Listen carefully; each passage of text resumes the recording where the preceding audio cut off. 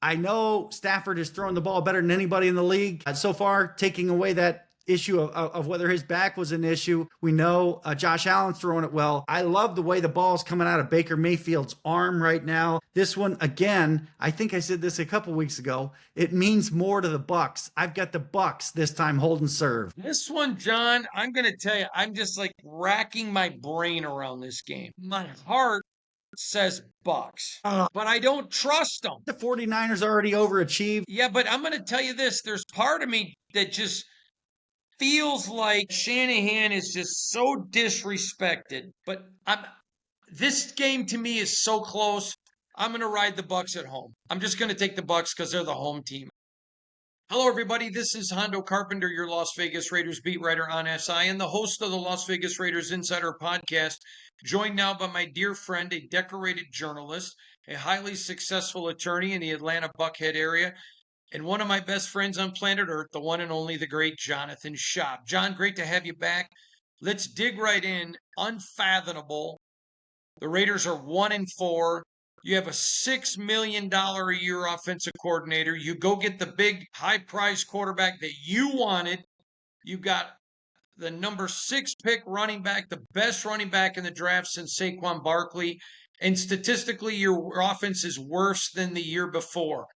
You're not looking like a Pete Carroll team. Pete openly said that this week. You can't deny it. It was his words. This looks like a franchise in peril. And if they lose to the lowly Titans, which they should not do, I say throw it all out, take it down to the studs, and rebuild. Your thoughts? It's not gone very well. It hasn't gone very well so far. We all see it, and we all see why. And for the Raider fans that saw Jackson Dart on Thursday night saying, hey, that could have been us, they have a running back too. So if you'd had Dart there, I don't know that he would have been the Dart that he's been so far. So it's not working so well. I think you hit on the thing that's maybe the biggest surprise, as they've got one of the better offensive coordinators on paper in the NFL, the new offensive coordinator hires, if you will, Chip Kelly, and it hasn't worked at all. Another thing that stands out, we've talked about before, is the Raiders don't have a lot of options right now. Aiden O'Connell, this is not November yet when he might maybe be healthy again. So it's not like they have a lot of options, and they haven't really had a chance yet. They got Kenny wisely. Pickett. Well, your question last week was probably pretty wise, and I think the answer was pretty wise also. Like, this may be not the right time to just rush Kenny Pickett in. However, with a massive comma, that time may be coming. It's not gone well. You know, we talked about the risk of Geno Smith because these guys get old in a hurry when they get old. We don't know if that's what's happening yet, but everybody sees the same thing. The ball has been turned over way too many times. It's not anywhere near an equation that the Raiders can have any opportunity to win with. So now we get to the point where what is going to change? What are they going to turn? You've got so many holes in the Raiders roster that it's not going to come all together at once. And we do understand that the new regime and Pete Carroll, they wanted to see, can we put something together to kind of win, to try to win immediately and not tear it all down and rebuild? Well, that may be unraveling completely. As you said, if they can't take care of the Titans, the thing about the Titans is, for those who just saw the highlights last week, they had a remarkably insane win with one of the plays of the year, the Cardinals coach getting into some trouble for coaching afterward, and craziness. So the Titans are coming in with the most confidence the Titans have had probably for a while, and they probably will have for a while. It's not put up or shut up time. It's kind of grow up fast time for the Raiders. They got to put this thing together. It does start with the quarterback. It does start with the offensive coordinator, with the game plan. What can they do? How different can it look than what we've seen so far? That's the concern if I'm a Raider fan. I don't know how much better this can look on its best day. For our off-field story of the week, I think we got to talk about Tyreek Hill career. I mean, is it over? It might be. You know, we talked a couple weeks ago about whether he'd be on a field on December 1st, and that was before he had an enormous injury with one of the most odd looking reactions to that injury of all time that has people still trying to guess why he reacted the way he did. I don't know. Who knows if we're ever going to find that story? But for some of the older fans, the look reminded them of a very famous New York Giant pass rusher, for example. I don't know what was going on there, but what's gone off the field is bad, and we knew it was coming, and now it's come out. This week we saw an unsealing in the filing in his divorce case that's got a whole lot of allegation in it. It's got about 8 different allegations of violence and abuse, and you've already got people positioning for what looks like it's going to be really ugly. You've got Hill's lawyers saying this is calculated, this is an attempt to extort money, this is all made up, and you've got the ex-wife to be lawyers saying this is all true. A lot of this is documented. The bottom line for Hill is this is something the NFL can't turn a blind eye to. And they're not a court of law. Their decisions on player conduct are not necessarily going to be the same or based on the same thing as a court of law in Florida or any other state. So I think there's a really good chance we don't see Tyreek Hill play again, because if the NFL hits him with a year suspension or more, how old is he going to be? And the Cheetah, as he's known, I don't know how your speed cannot take a huge hit with the massive injury that he had to obviously one of his legs and the fact that he's got to be gone for a while. I don't know what the NFL is going to do here. We talked about how bad it was going to get for Tyreek Hill. It got really bad really quickly because of the filing that was unsealed. You can read all about it in different places. It's pretty ugly. It's relatively detailed. Who knows what part of it is true or how true it is, but there is not 1 or 2 issues there. There's a handful plus. It may be that we have seen the last of Tyreek Hill in the NFL. John, let's turn our attention now. The Bengals and the Browns make a trade. It's not often that those two franchises do what I think is smart. I think this was smart for both, but I wanted to throw this out to you. I had an NFL executive tell me this week that he feels like management with the Browns is pulling a Billy Bean on the coaches. They trade Kenny Pickett, according to everybody I talked to, was the number 1 quarterback in Cleveland in preseason, gets injured. They know he's going to come back, so they trade him to the Raiders. Now they trade Joe Flacco.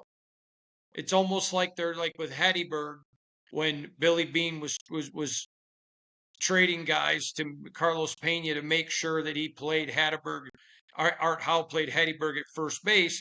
They said they're shrinking it to almost force them to play at some point Shador. What do you think of that?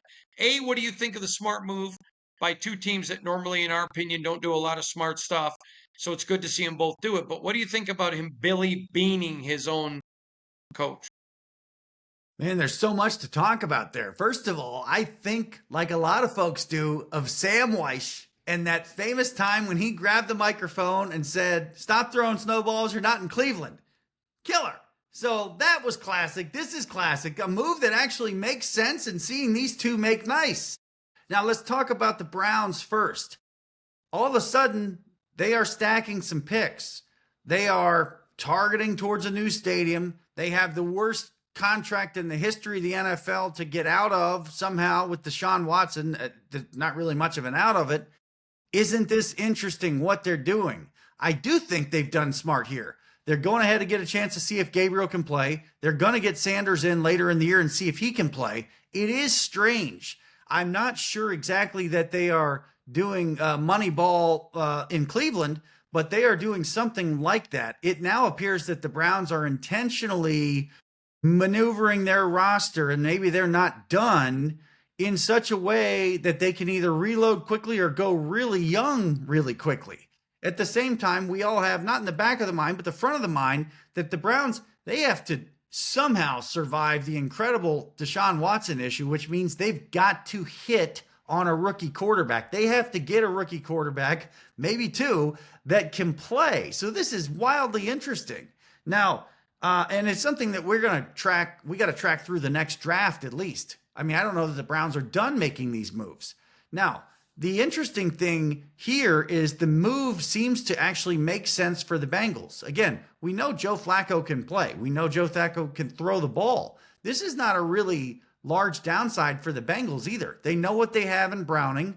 They also know that on a regular day basis, if Flacco can play physically well enough, he's got to be an upgrade because he's got years and years more experience than Browning. So this was very strange. I didn't even see this coming, but how much sense does it make?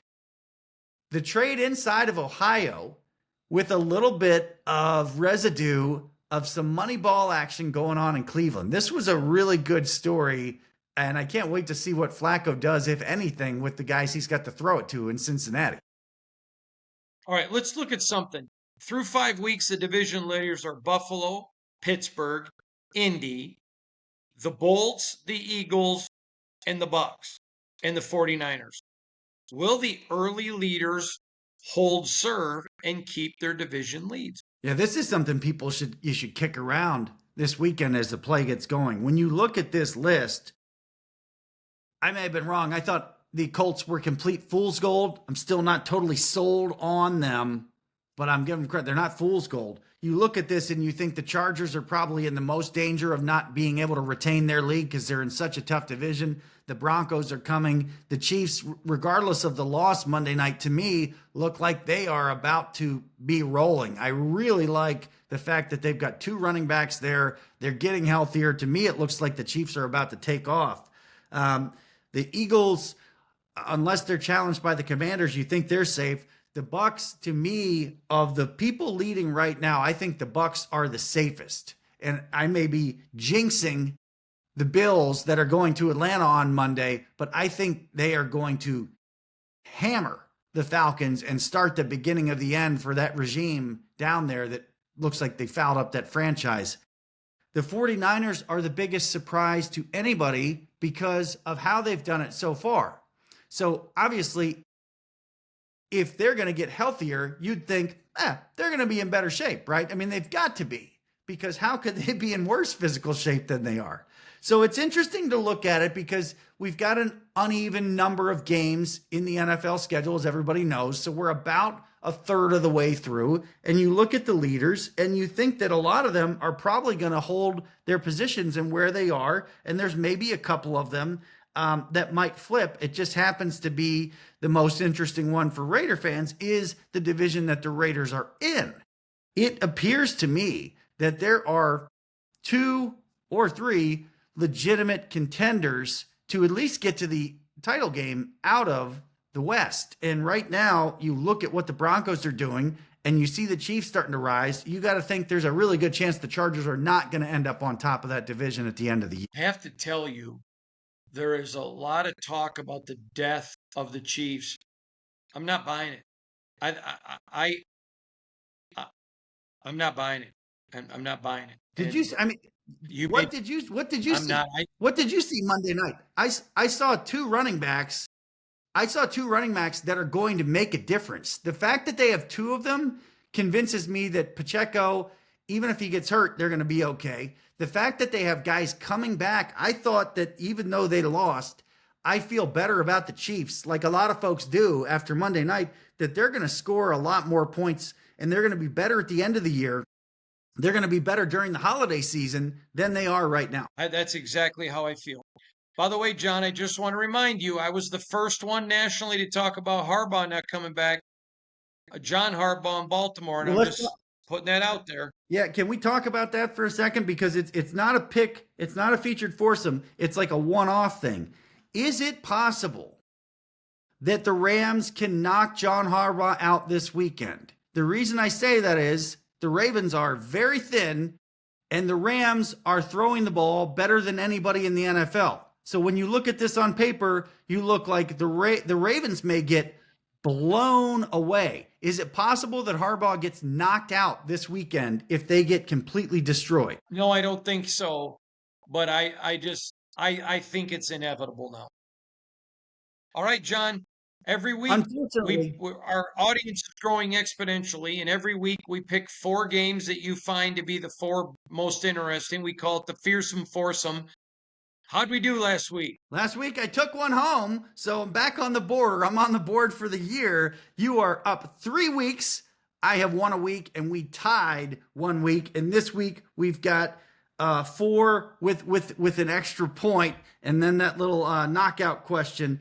The first one is interesting because of the way the game ended for the Cardinals last week.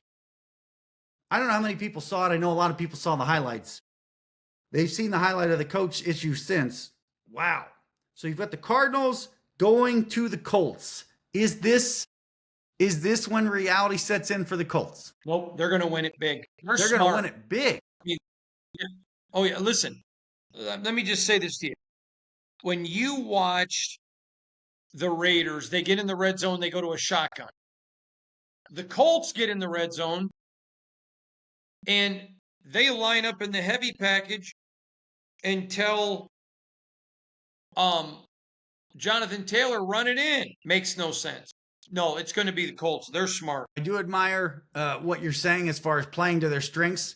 And yeah, the Raiders had one good drive last week. They had one. The Colts took care of business. I'm going to flip the script here. The Cardinals, inspired by what happened with their coach, who is, let's be honest, a better coach in a worse situation than we thought. If I was somebody with the head coach opening next year, I'd be calling Arizona and I'd be calling Carolina because I think those two guys are pretty good and they're in places that are they're never going to go anywhere in. I'm going to take Arizona here in a wild card. I like Jonathan Glennon a lot, and I think that the coach of Carolina's got a little something going. Now, you just gave me the week. Thank you. How about this game? Long trip versus short week. Nobody travels more than the Seahawks. Really interesting game last week with a wild ending there. They go all the way to Jacksonville, who has got to be high in the sky. They just took down the Chiefs. It's a short week, though. Seahawks at Jaguars. Weather should not be an issue as far as I know in Jacksonville. It's not like the Seahawks are going to get cramped out and everything. I'm going to take the Jaguars to keep on rolling. I'm taking the Seahawks. I'm a buyer. I was not a buyer. Everyone knows I love John Schneider. I was not a buyer. I am. Give me Seahawks here. The Seahawks have a lot of nice pieces. They really do. And obviously they've got two on offense that some of us really like. Now, this is the no-brainer game of the week. It's in the same state of Florida. 49ers at Buccaneers. I know Stafford is throwing the ball better than anybody in the league so far, taking away that issue of whether his back was an issue. We know Josh Allen's throwing it well, but I love the way the ball is coming out of Baker Mayfield's arm right now. This one, again, I think I said this a couple weeks ago. It means more to the Bucs. I've got the Bucs this time holding serve. This one, John, I'm going to tell you, I'm just like racking my brain around this game. My heart says Bucs, but I don't trust them. Haven't the 49ers already overachieved? Yeah, but I'm going to tell you this. There's part of me that just feels like I just feel like that Shanahan is just so disrespected. But this game to me is so close. I'm going to ride the Bucs at home. I'm just going to take the Bucs because they're the home team. I think they're the home team. Yeah, they are the home team, aren't they? Yes. Yeah, I'm going to take the Bucs at home. Kyle Shanahan and company. I know Robert Saleh's back there, but man, they are doing incredible work. It's like, how in the world could they be in first place with what they've got? The Lions are at the Chiefs. Wait, everybody's so going to watch. Pick there? Who did you pick there? Okay. Tampa. Okay, so we both picked Tampa. Okay. The Lions are at the Chiefs. Everybody's going to watch this one. One of us thought that the Lions would have a little bit of an adjustment period this year. They did. It was 1 week. There's no more adjustment. They're rolling. Now the Chiefs are getting it going, and the Chiefs must win this. So I'm going to the Parcells rule again.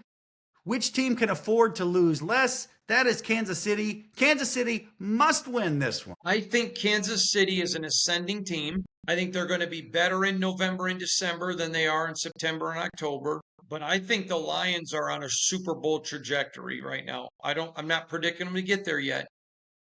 I love that team. I like the way they're not hurting themselves. They don't cost themselves. They're extremely disciplined. I love both new coordinators. I love Dan Campbell. Uh, I just think play this game in December. I'm giving the edge to Kansas City. Play it the second week in October.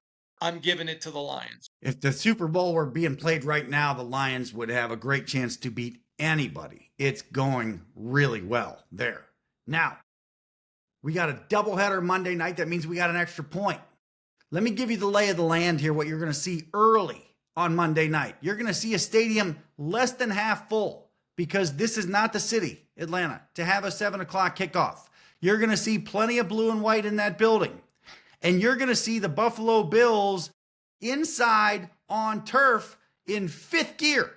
I have the Bills blowing the Falcons away here, which probably means it's a total opposite.